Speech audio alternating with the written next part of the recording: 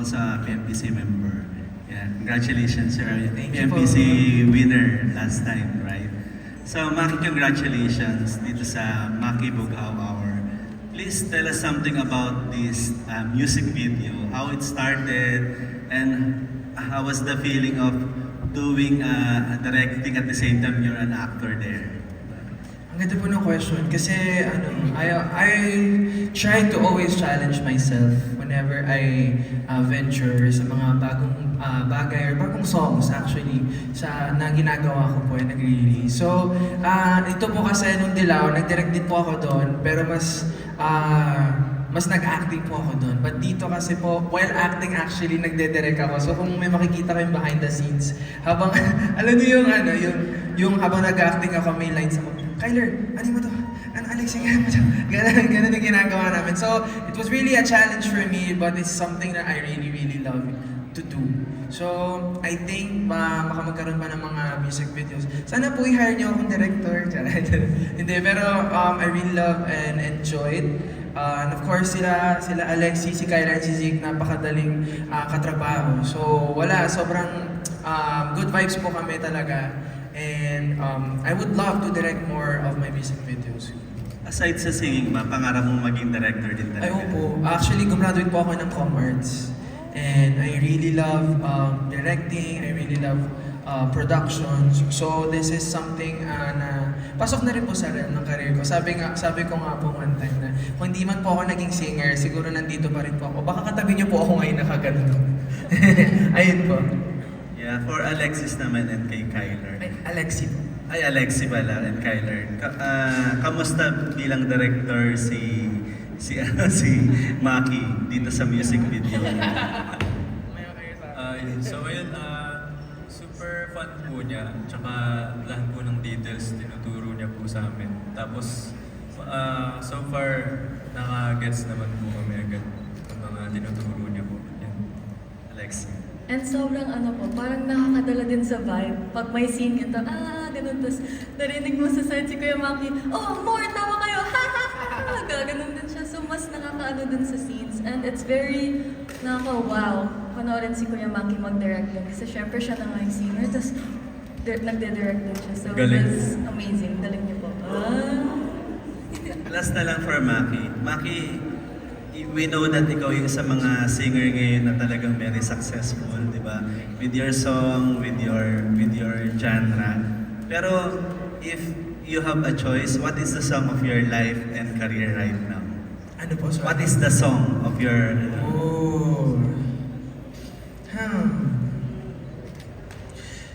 Song? Siguro po Simple by Joan. It's a song about reminiscing when life was simple. So ako po kasi as much as it's overwhelming yung mga nangyayari po ngayon, I really love to try to have my own time realizing everything that's happening, and sometimes it gets too much, so I try to keep it simple every time. Like merong mga events na ganito po, for example, mga ganyan, nakikipagkulitan pa po ako kasi ayoko pong masyadong nagiging serious sa mga bagay-bagay kasi, life is too short to be super serious. So, I'm just taking it all in, but at the same time, I'm not giving myself the pressure, kumbaga, ng mga nangyayari ngayon. It's just that I need to go back sa kung ano yung reason kung ba't ako nag-start. And it's because I love music and I just enjoy it so much. So ayoko pong dumating yung time na magre-reminisce na lang ako sa good old days kasi dapat, now is the time to enjoy and to be happy. Ayun po. Thank you. Last na lang, Maki, kasi you're a director. For sure, magaling ka ring actor. Nakita naman namin dito. Are you planning to try acting also if given a chance? And then kung ita-try mo nga, sino yung gusto mong makaparehang mga kapamilya actor or actress that you want to work with soon? Right now kasi I would love to focus on music, but if ever given a chance po or opportunity na makapag-acting, I think I would go with indie films such as the films that they produce in UP.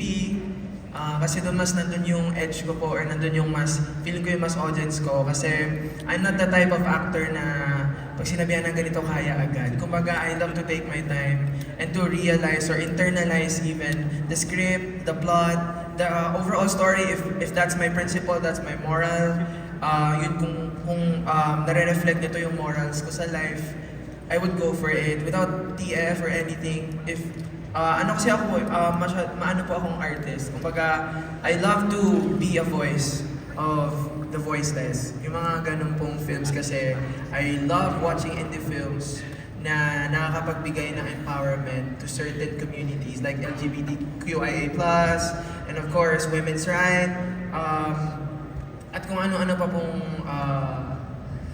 mga bagay na pwedeng i-tackle. So yeah, indie films, kung gusto niyo po ako ulit, go lang po. Any actor or actress you want to work with? Makasama? Ooh. Alam niyo po, Sharon Cuneta. Sharon Cuneta,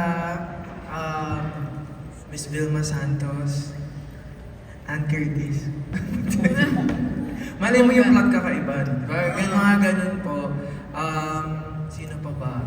Sige, mga veteran po, kasi po I love learning new things. And siguro po kung mag-acting ako for the first time, nung debut ko talaga, I would love to learn sa mga tao pong nakakaalam kung ano yung industriya na to. Ayun po. Thank you, Maki. Congratulations. Thank you po. Thank you so much, sir. Okay? O, di ba? Direct Maki na po ang tawag natin sa kanya. Uy. Yung next na ide-direct niya, concert na niya. Ay, Charot. hirap naman nun. No, Maki next song. Okay, cute. Ganun. Okay, thank you so much, sir. Next question. Who would like to go next? Yes po, miss. Let's have Hannah Mallorca of Inquirer.net. Yes, there you go. So, hi Maki, Alexi, and Kyler. Congratulations sa inyo. So, Alexi and Kyler, alam ko hindi nyo to first music video. Si Kyler, alam ko nag-act ka na rin before in the music video. Kumusta yung feeling of this one, knowing na tungkol sa friendship siya? Para sa akin, siguro,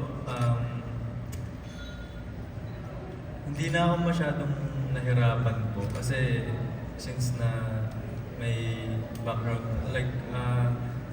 parang po, na nagawa ko na po siya na before. Kaya nung second time ko na po, talagang ganado. Actually, add ko lang po doon, si Kyler, ever since nandun na siya, pag-acting na, pag-role na kami, as in, focus na siya. He is very work-driven. And I saw that in him na parang, grabe yung batang to. Pag, ano ka bata? So, tanda ba ka sa'yo? 22 ka ba? 22 din ako. Hindi, pero po siya, sobrang work mode agad. Kumbaga, he knows when to make kulit, tapos he knows when to work. So, yeah, that's a thing I really like about him. Kasi work ethics talaga, it really matters. Ayun. For me po, since it is my first time to be in another artist's MV, syempre na-pressure po ako kasi si Kuya Maki was like, oh my gosh, real! Oh my gosh, is this real? Pero being with them, being with the cast and working with Kuya Maki and his team, ang gaan niya po sa akin and ang grabe po nila mag-guide and ang good vibes, kaya parang nawala yung pressure na. And then, syempre parang nung pinitch pa nila, when they explained to us yung story niya, yung message niya, and it was about friendship, mas lalong dumali yung process and yung job na yun. Kasi I feel very connected to friendship and one of my big support systems siya. So, I love that song talaga. Thank you, Maki! Can you share any memorable moments while filming? Kahit sa inyo. Ikaw, may naalala ka pa, bro? Siguro yung naglaro po kami sa mga, sa mga tuloy. Dun sa sa, tawag na, Dalampasigan ba yun? Sa beach po, yan. Dun po, nag-arut-harutan po kami, din nagkusik-kusik na ng tubig. Para po kami nag-outing ng gano'n. Which reflects talaga, di ba? Same din, yung water, syempre. But there was another one, nung scene na parang nasa tricycle kami, gano'n. So nag-walk kami sa road. Tapos may mga may mga butterflies. Tapos naglaland talaga sila sa amin, sa whole team. Tapos parang, wow, ang brave ng mga butterflies. Di sila takot sa tao. Mas nakaka-good vibes, like, whoa, bakit? Yeah. Ayun po. So, last na lang from me, Maki. So, di ba syempre, huli mong songs is Dilaw and then Namumula, it's about love. Why did you choose to focus on friendship sa Bughaw? Okay. So, as you can see, the concept of the music video is about friendship, but also it talks a lot about being there for another person, and that's a love that everyone needs. And I think yung Dilaw, it talked about self-love, which is yung kay Maloy as part na she learned how to love herself. And sa Namumula naman, it talks about a super passionate love na sobra-sobra to the point na masasagasaan ka, na mapipilayan ka, masusugatan ka. And this one, it talks a lot about a different kind of love where siguro mas nandun sa point na hindi lang platonic eh. I think it talks a lot about yung love na nakukuha natin from people na alam natin na magsistay forever. And I think it speaks a lot about blue, the Bughaw color. Kasi alam niyo yung feeling na kahit mag-college na kayo ng mga high school friends mo, mag-work na kayo, you still look at the same sky, the same blue sky. And whenever you gather, whenever you see each other again, it's still the same. So, para sa akin, ganun po yung parang feeling na gusto ko po i-incorporate or gusto namin i-incorporate and yung message po ng mismong song and ng mismong music video. And there's a lot to unpack actually sa music video na yan that I really don't like to tell in detail kasi I want people to interpret kung ano yung nakikita nila from that music video na sana good thing. Kumbaga, matouch yung heart nila in a different way as Dilaw and Namumula. Ayan. Thank you sa inyong tatlong. Congratulations. Thank you po. Thank you, Thank you Hannah. so much, Miss Hannah.